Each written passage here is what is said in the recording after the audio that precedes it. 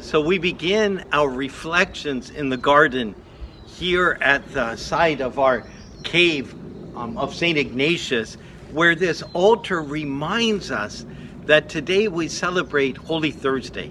And with Holy Thursday, we celebrate the way the Lord has given us his body and his blood in the Eucharist. And as we celebrate that, I think it is so important that we link the Eucharist to what we will be commemorating tomorrow, which is the death of Jesus on the cross.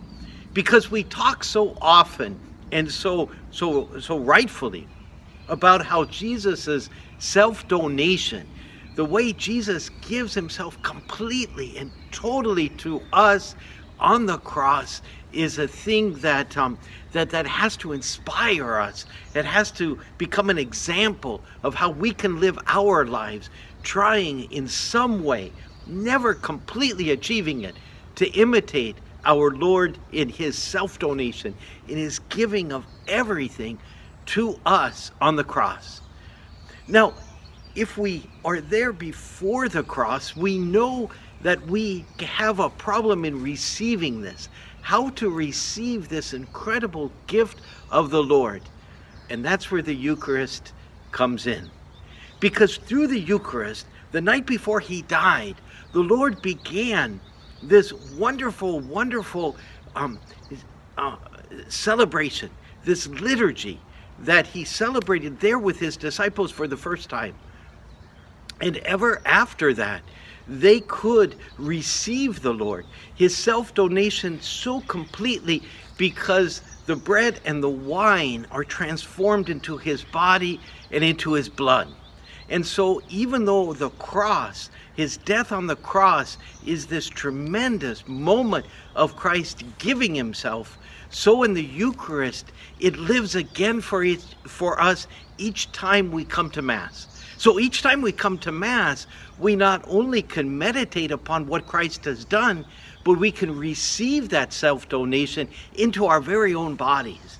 And as we receive that self-donation into our own bodies, we commit ourselves to what we sense we must do whenever we contemplate the cross, which is to give ourselves, modeling Jesus in how he gives himself.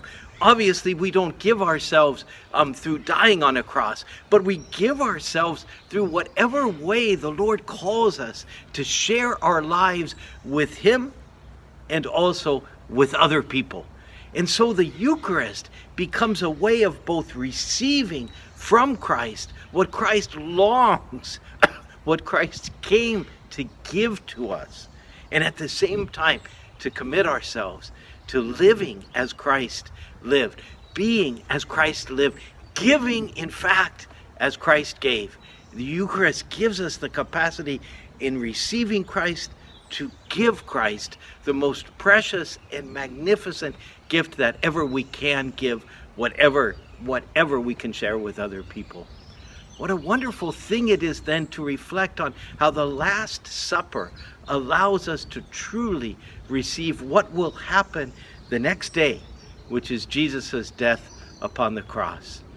And that is our first reflection from the garden as we come before the Lord saying, Lord, you have given all to me.